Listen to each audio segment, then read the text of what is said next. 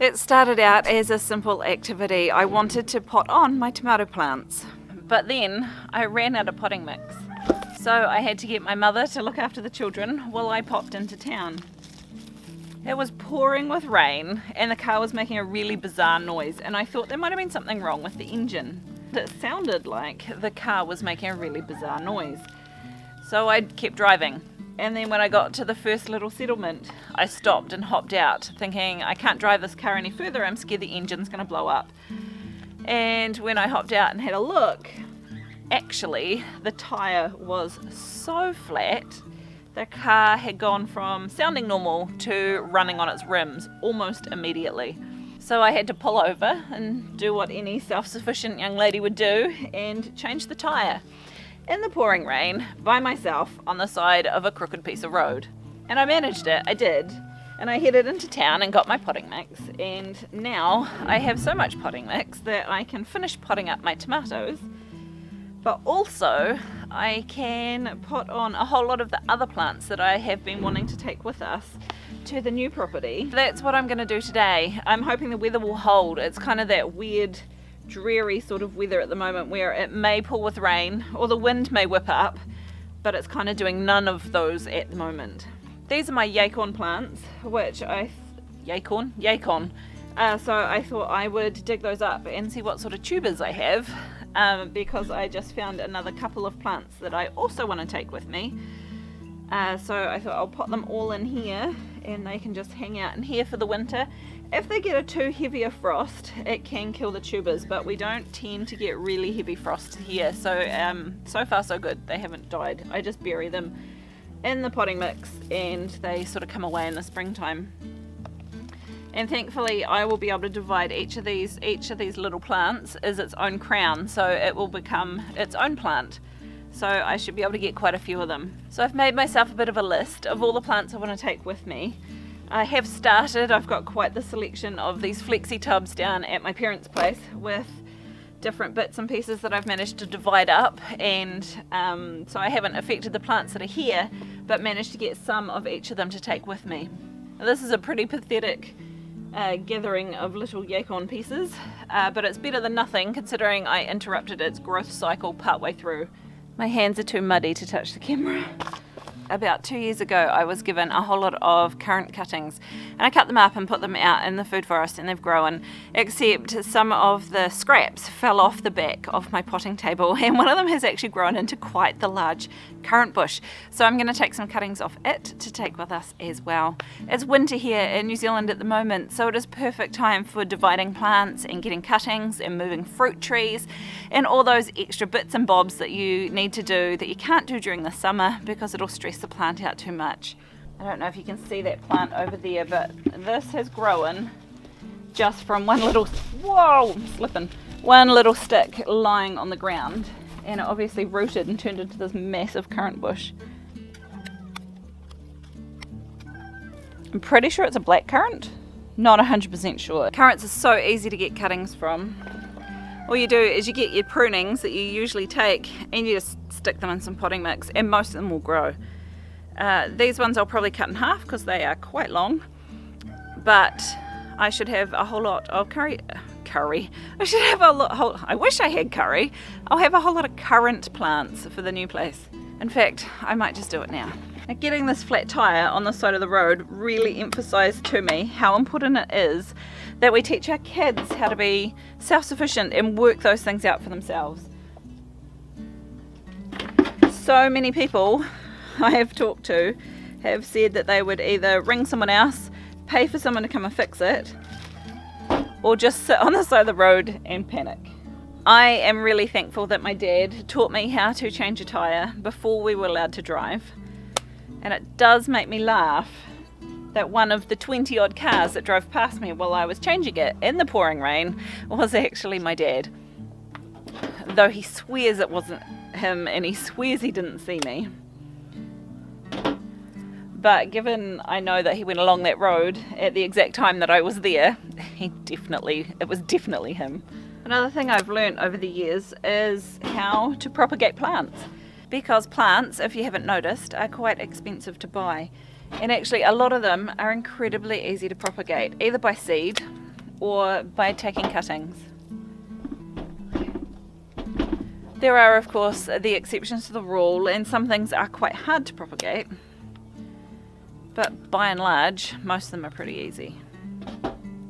Now these pots that I'm reusing are examples of ones that are not easy to propagate. They're ones that I have had plants in and for whatever reason they haven't survived. To be honest, a lot of the plants out here are ones that I have pretty much just neglected. And if they survive, they survive, and if they don't, they don't. Because mostly that's how I garden. Another couple of plants that I'm going to try and propagate, well, no, one of them I know will grow, and the other one I'm going to attempt is an aronia berry, which I've got some seeds from, which I'm hoping will grow as well. But I'm also going to attempt growing some from cuttings. I know it works, I just haven't tried it before. And the other one is some rosemary. And I know rosemary will grow really easily from cuttings, especially from younger wood over winter. So I'm just going to pop these aronia berry pieces in the dirt and hope that they grow. I have tried rooting hormone and I've tried not rooting hormone, and to be honest, with most of my cuttings they either take or they don't, and the rooting hormone doesn't seem to make all that much difference, even though people say it does. So I'm going to give it a bash. At worst, my tree's just had a bit of a prune. And I know these are quite small sticks to be trying to propagate. Ideally, they would be sort of the thickness of a pencil. My bush is still quite little, and I don't want to take the big branches. Rosemary's very, very easy. You just strip off these bits and stick that in the ground. Basically, if the top pings off when you're pulling the leaves off, it's too soft. And I just discard the bit that snaps off like that. Most of these will probably grow, which is very cool because I want a lot of them in my food forest area and up around my new backyard. And all of these cuttings I'm just going to leave basically somewhere a bit sheltered. I'm not going to be fluffing around with the heat mats with it or anything fancy. They'll either grow or they won't. Someone sent me some plants, some Chinese yams, I think they're called. They're like little tubers, and I stuck them in the ground around here. They grow a great little vine, and I thought I wanted to dig them up, and I can't find them anywhere. So hopefully they'll come up again in springtime, because at the moment I have no idea where they are, and I didn't mark them, so I guess they might be lost to the garden.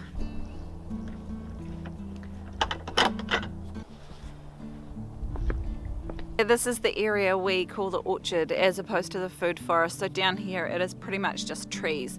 And we do have some wildling pines that are growing here, which we've just left partly for friends and family to use as Christmas trees, but they are significantly bigger than a standard Christmas tree now. And we've also got a few gum trees that were given to us, so they'll make good firewood. So they're in here as well. And this is where I have planted all my first attempts at grafting fruit trees, and some of them, all of them have done well, except some of them have been eaten. So the plants that were eaten are still only knee high. The ones that didn't get eaten are doing really well, and they're well taller than me now. And some of them we're going to take with us, like that one. I don't know if you can hear the chainsaw in the distance, but I suspect there are people over at our new place getting firewood, hopefully from the sections in front of us. When we were there yesterday, some cars turned up. In fact, it happened more than once. People turned up and started coming down the driveway, and then saw that we were there, and two of them turned around and left again. And the third came down all the way down our drive and asked us if we wanted them to take some of the scrap wood away. No thanks, that's ours. So Matthew told them they could have the stuff on the far away side of the gate that's not ours, and it is kind of in the way for whoever does eventually buy it, but obviously that was too hard for them. I suspect they might have been the people that came and took our really easy to get firewood that was in a nice neat pile that then had a big pile of chainsaw dust next to it. I think they knew exactly where they were going. So hopefully the locked gate and the big mounds next to the gate that the digger driver have put in for us is enough to stop people being able to access it. Let's try and get this out of here. Got it. And yes, I know I was digging it out badly. The ground here is still really dry. As it was, the plant's barely alive. So to get it out and get it moved, it's going to do much better in a pot, even if it has lost some of its roots.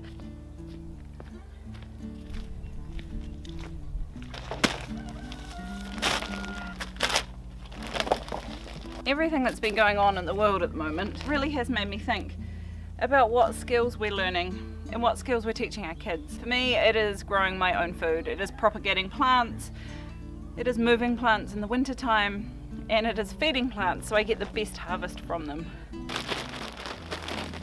And what skills are you working on at the moment? What ones are you going to pass on to your kids? What ones could you teach someone else to do? And what are you doing about it? Tell me about it in the comments below. I think we need to work as a community together, learning things together and sharing what we know and sharing what works and what doesn't work, so that we can all get better at this together. Society these days is all about the individual and me, and I think that is very much to our detriment. I think to get through this next year, we're going to have to pull together and work together and teach each other. Thanks for joining me today. I'll see you on the next one.